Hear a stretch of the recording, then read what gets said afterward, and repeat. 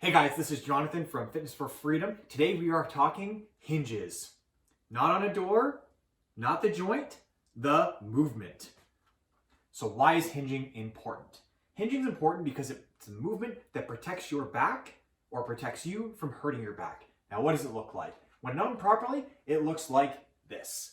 And why does that matter? Because you pick your kids up off the floor, you pick up boxes, you want to do deadlifts, you want to get really strong, and you don't want to hurt your back in the process. Now, this movement can be quite challenging for a lot of people to learn. So today we're going to go over how to do it properly. Now to start, what I want you to do is push your feet so they're about hip width apart, okay? Not wide like a squat, significantly closer together, especially when you're first practicing the movement.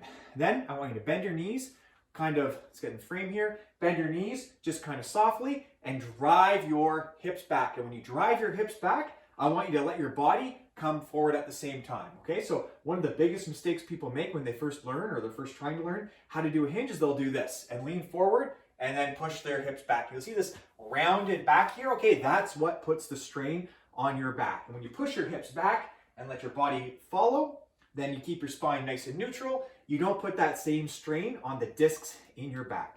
Now, if you're having a lot of trouble doing this movement, you can do a couple of things. One is you could take a stick. I really like taking a stick, pushing it into my hips, and then driving them back like this. Okay, this is probably the easiest, most readily available way to practice this exercise, because I think almost everyone has a broomstick, a hockey stick, a piece of doweling, wood, a mop. They have something that they can use in their house. And now another thing that you can do is put your hips back to a wall, or I have this post here, which is pretty convenient, and you just push the stick in and then drive your hips back. And then as you get more and more comfortable, then you can start to get rid of the stick or the doweling and practice on your own, letting your hands come down your body. You know you're doing this exercise properly when you feel a really strong pull in your hamstrings and you feel almost nothing in your lower back.